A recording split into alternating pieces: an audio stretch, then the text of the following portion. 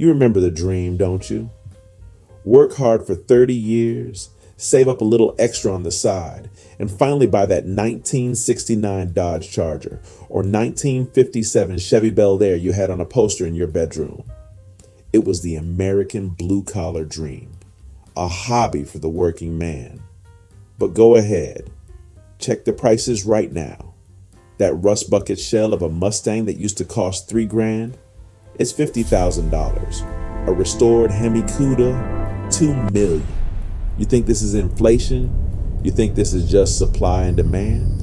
Wake up, you are being played. This isn't a hobby anymore. It's an unregulated, manipulated playground for Wall Street billionaires, tech bros, and offshore shell companies to hide their dirty money. They didn't just price you out of the market, they stole our culture. They locked our history inside climate-controlled vaults where these machines will never see a drop of oil or a stretch of asphalt ever again. Today, we are counting down the cars that Wall Street completely ruined. But I'm warning you right now, stick around for the #1 spot on this list, because the absolute pinnacle of American muscle isn't just overpriced. It is currently the center of a massive, unspoken money laundering syndicate that the major auction houses are terrified you'll find out about. If you are planning on buying a classic car anytime soon, put your checkbook away until you see what we uncover at the end of this video. Let's tear this lie apart. Let's start with the cars your kids grew up loving. Number 4, the 1990s Japanese domestic market, specifically the MK for Toyota Supra. In the late 90s and early 2000s, this was the ultimate underdog. Powered by the legendary 2 JZ Iron Block engine, it was cheap, it was indestructible, and with a few bolt-on parts, you could humiliate a Ferrari at a stoplight. It was the hero of the street racing scene. It was meant to be driven hard, abused, and rebuilt. But then, the crypto bros and Silicon Valley tech millionaires got involved. They didn't want to drive these cars. They wanted to diversify their portfolios. Around 2018, a sickening trend started. Hedge funds began treating 90s JDM cars like tech stocks. They bought up every clean Supra, Skyline, and RX-7 they could find, completely drying up the market. Then, the artificial pumping began. 2 investors, knowing they own a dozen Supras, will go to an auction. One puts his car up, the other bids an outrageous amount, say $250,000 for a Toyota. The gavel hits. Why overpay? Because now the other 11 Supras sitting in their hidden warehouse are instantly valued at $250,000 each by the market. It's a textbook pump and dump scheme. They artificially inflate the comps to borrow against the assets. And who pays the price? The true enthusiast. The young kid working as a mechanic who saved up $20,000 for his dream car is now looking at a market where a wrecked Supra chassis sells for $30,000. The cars have become untouchable museum pieces. The streets are empty of them, replaced by a fake, digitized market that has nothing to do with car culture and everything to do with greed. Number 3, the vintage American pickup truck, the Ford Bronco, the Chevy C10, the Dodge Power Wagon. These were agricultural tools. They were built for farmers, construction workers, and grandpas who needed to haul lumber. They were honest, hardworking American iron. You used to be able to buy a running C10 out of a barn in Texas for $3,000. Enter the Restomod industrial complex. Seeing that pure classic cars were getting too expensive to restore profitably, custom shops realized that they could game the system. They started buying up every cheap farm truck in America. They slap a crate LS engine in it, spray a $20,000 paint job over rusted frames, throw in an iPad on the dashboard, and drag it to primetime television auctions. But here is the dark truth the cameras don't show you. Do those $250,000 bids you see on TV for a Chevy C10. A lot of them are fake. It's called chandelier bidding or shill bidding. The auctioneer looks at the back of the room, points to a non-existent bidder, and drives the price up to create fake momentum. Or worse, a syndicate of shop owners collude. Shop A bids on Shop B's truck to guarantee a high reserve. and Shop B returns the favor the next day. The house gets their fat 10% commission on both ends. The TV ratings go up and the narrative is set. Old trucks are now six-figure investments. Your grandfather's honest farm truck has been gentrified. Working class folks can't even afford a rusted out shell anymore because patina is now an asset class. The billionaires created a fake standard of perfection, and in doing so, they destroyed the accessibility of the most common. Working class vehicles in American history. Coming in at number 2, the air-cooled Porsche 911. For decades, this was a thinking man's sports car.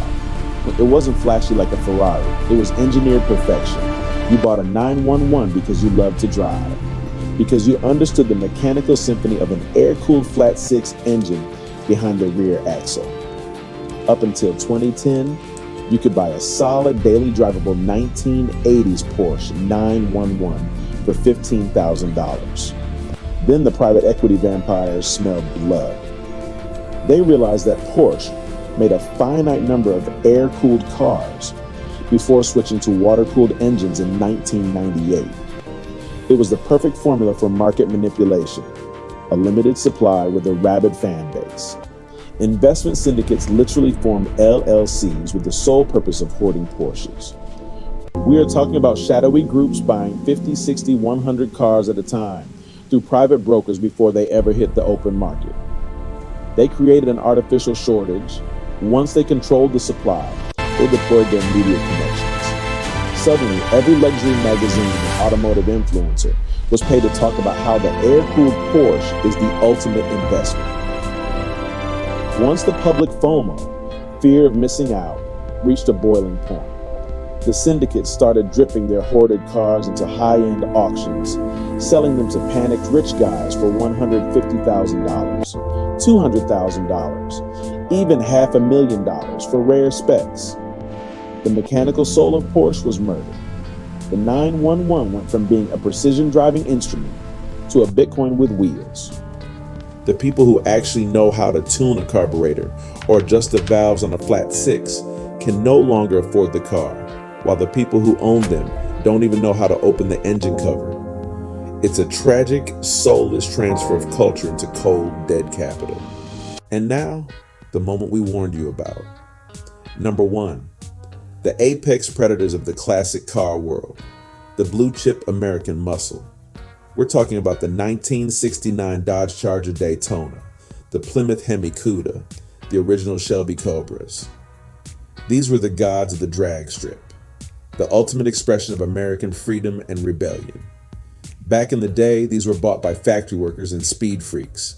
But today, a numbers matching Hemi Cuda convertible will sell for upwards of $3 to $5 million. And this is where the dirty secret of the auction world finally gets exposed. Listen to me very carefully. A massive percentage of these multi-million-dollar transactions have absolutely nothing to do with cars. It is high-level, unregulated money laundering. Here's how the scam works. The traditional art market, paintings and sculptures, has started getting cracked down on by international tax authorities. So the cartels, the corrupt oligarchs, and the tax-dodging billionaires needed a new, unregulated asset to wash their cash. Classic cars are perfect. They are mobile, they are subjective in value, and the auction houses are desperate to look the other way to collect their massive buyers' premiums. A billionaire with $5 million in dirty money creates an offshore shell company. That shell company buys a rare Shelby Cobra or Hemi Cuda at auction from another shell company that he secretly controls. The money moves cleanly through the auction house's legitimate banking system. The dirty money is washed. It's now legal, taxable income from an asset sale. In the auction house, they pop champagne, they put out a press release about breaking a world record, and the entire classic car market uses that fake sale to justify raising the prices of every other muscle car in America. This isn't just greed. It is criminal manipulation. Every time one of these fake multi-million-dollar sales happens, the rising tide lifts all boats. The guy selling a rusted 1968 Mustang shell in his driveway sees the news and decides his junk is now worth $40,000.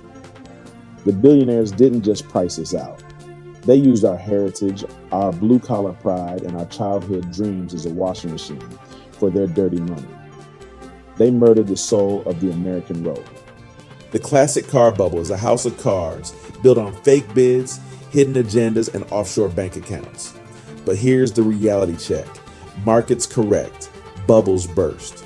And when the tech stocks tank and the hedge funds need liquidity, they're going to dump these climate-controlled garage queens faster than you can blink. Do not play their game.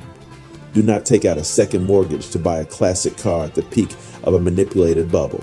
Let the billionaires trade their overpriced fiberglass and steal with each other until the music stops. Our hobby isn't dead, it just needs to adapt. Find the forgotten cars. Build something they don't care about. Take your power back from the auction block and put it back in the garage where it belongs. I want to hear from you. What classic car did you grow up dreaming of? And what is the absolute most ridiculous, overpriced example you've seen in your local market lately? Drop a comment below. Let's expose this bubble together. Hit subscribe so you don't miss our next investigation.